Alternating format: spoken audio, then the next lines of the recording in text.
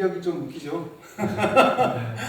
무슨 뭐 건축을 하거나 뭐 그럴 것 같지 않은 뭐 이력이긴 한데 어쨌든 그 미술을 전공한 게 저한테는 뭐랄까 지금도 대단히 좀 의미 있는 일이긴 한 상황이고요.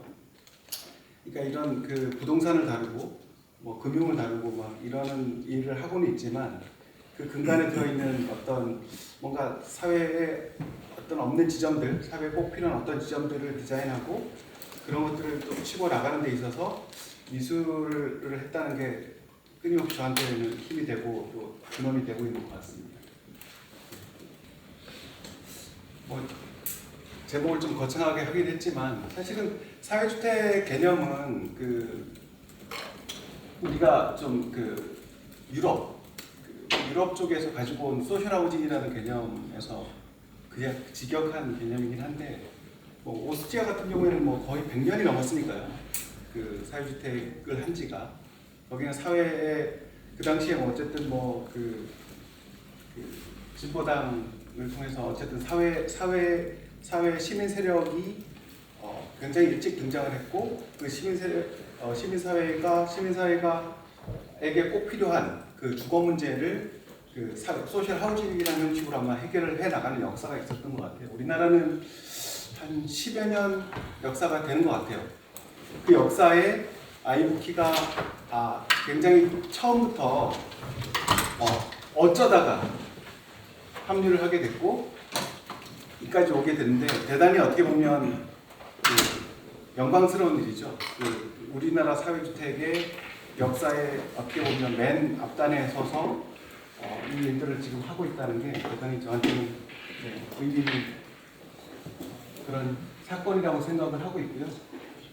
사실 저는 처음에는 요거 그 뭐 지금은 저는 뭐 무슨 부동산을 다루고 지금은 사실은 이따가 보면 아시겠지만 굉장히 많은 집을 짓고 있고 부동산을 다루고 있지만 저는 이제 미술 교육을 했었고요. 미술 교육 중에서도 어린이 창의 미술이라고 해서 그 변호사 우영우 그 드라마에 보면 어린이 해방군 사령관이라고 들어보셨나요? 네. 제가 그 반포동에 그 미술학원과 미술교육 연구소를 만들어서 주로 이제 미술하면 이제 애들 이렇게 그 테크닉 위주로 애들 그림을 가르치고 이런 걸로 생각하시겠지만 저는 결과물을 거의 내지 않는 그리고 결과물을 달라고 요구하는 학부모가 있으면 데리고 나가라고 얘기하는 그래서 애들 데리고 그 서리풀 공원에서 7살, 8살짜리 애들 데리고 가서 서리풀 공원에서 그 부러진 나무나 뭐 이런 거 그 톱으로 잘라내고 뭐 도끼로 찍고 뭐 하여튼 애들을 좀 해방시키는 그 10시까지 그 동네 애들은 10시까지 막 7살, 8살짜리 애들 10시까지 영화학원 다니고 그런 애들이거든요. 근데 어쨌든 여기 오면 정말 신나게 놀 수 있는 그런 일들을 했었고 나름대로 그 일도 꽤 그 혁신적인 일이었다고 생각을 해요. 그래서 그 당시에는 이제 브랜드를 만든 지 한 6개월 만에 그 메인 그 일간지에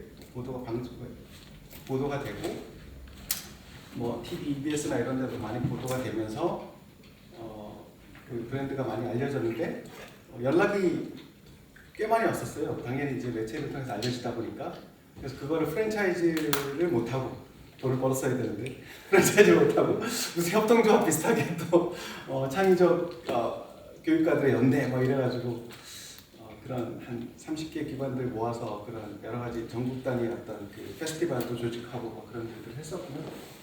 그러다가 이제 2012년에 그 아이브키 주식회사를 설립하고 그 이후로 처음에는 사실은 이름이 좀 이상하죠. 전에는 뭐 바탕소 창의미술 뭐 이런 걸 했었는데 아이브키는 어떻게 짓게 됐냐면 그 바탕소 할 때부터 사실은 그 이름이 있었는데요. 저희가 처음에 했던 일이 작은 도서관 개발 운영을 했었는데 그게 뭐냐면 서울에 있는 임대아파트 단지 그 SH 아파트 단지가 한 400개 단지가 되거든요. 24만 원 정도 가지고 있으니까 거기에 있는 유휴 공간들을 제가 발견을 하게 됐죠. 그 유휴 공간이 너무 많아.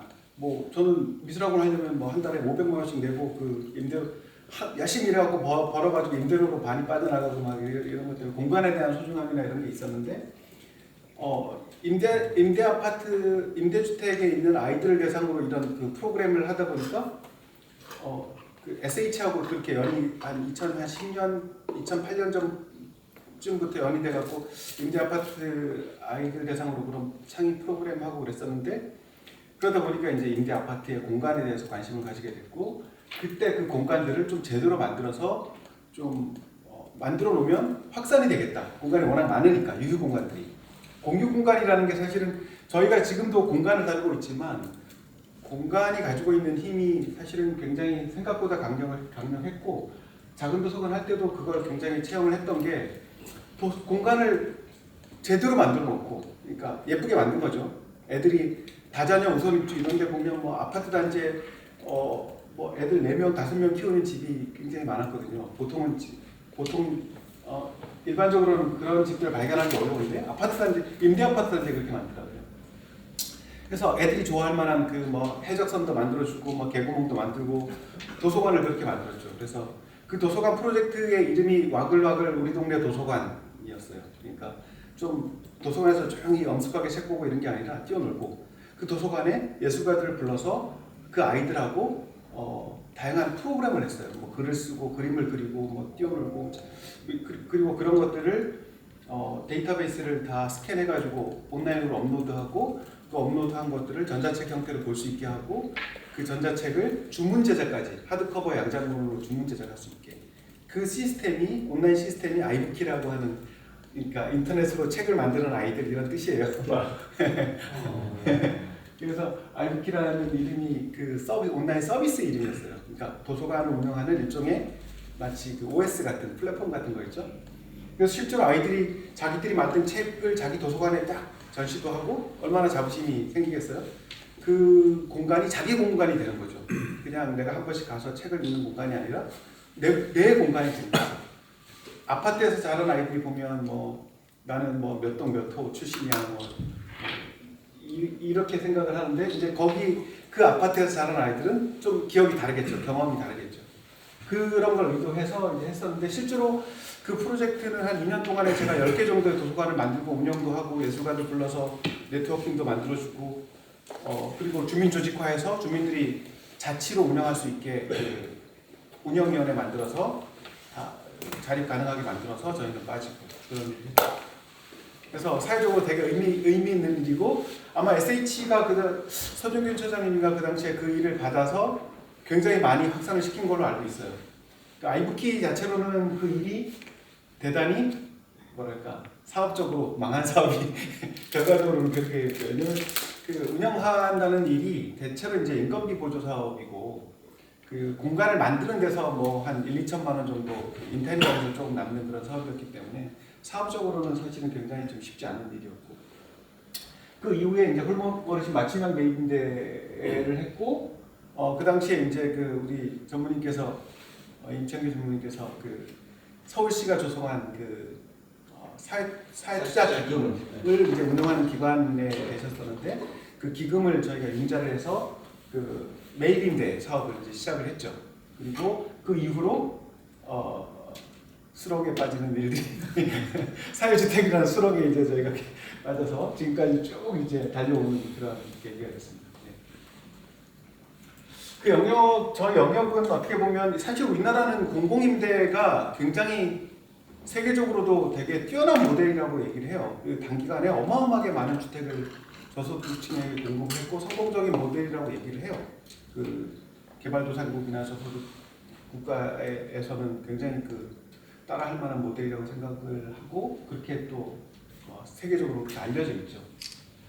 근데 우리 사회가 약간 몸에 맞지 않는 옷이 돼가는 느낌이에요. 우리 사회가 점점 고도화돼가는 거죠. 선진화돼가면서 굉장히 다양한 사회적인 어떤 문제들을 품게 돼요. 그 사회적인 문제가 뭐 저출산 문제라든지 뭐 고령화 문제라든지 뭐 청년의 어떤 뭐 문제라든지 대단히 다양한 문제들을 품게 되고 그러면서 이제 또 부동산에 있어서 그 주택에 있어서 민간임대주택이라는 영역이 뭐 사실 2000년 이후부터 조금씩 리츠에 관한 법도 생기고 대두되긴 했지만 최근에서야 뭐 불과 한 5, 6년 사이에 민간임대라는 게 브랜드화되고 이제 본격적으로 시도되고 있는 것 같아요. 근데 기본적으로 시장에서는 민간은 너무 비싸. 민간 임대는 사실 실제로 SK D&D가 하고 있는 그 에피소드라는 주택을 보면 제가 볼 때는 한 시세 대비 한 150%에서 200% 정도 되지 않을까 이렇게 생각을 하고 있고, 그 민간인 그런 브랜드를 소비할 수 있는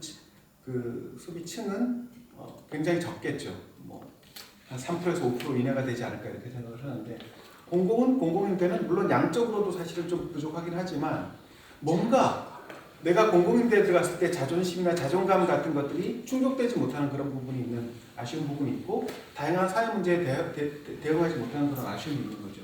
그래서 공공의 안정성과 그 대신 이제 공공은 안정성을 가지고 있고 뭔가 그 공급하는 데 있어서 일단 그 임대료나 이런 부분에 있어서 굉장히 저렴하기 때문에 안정성을 가지고 있고, 민간은 대단히 그 다양한 사회의 어떤 그 이슈들, 트렌드들을 잘 담아서 그걸 포장이 잘 되는 거죠. 그 민간의 시장성을 가지고 있는데 그 두 가지를 결합하는 영역이에 대한 어떤 그 필요성, 그런 것들을 사회주택이라는 형식으로 지금 우리가 그 담아내고 있지 않나 이렇게 생각하고 있습니다.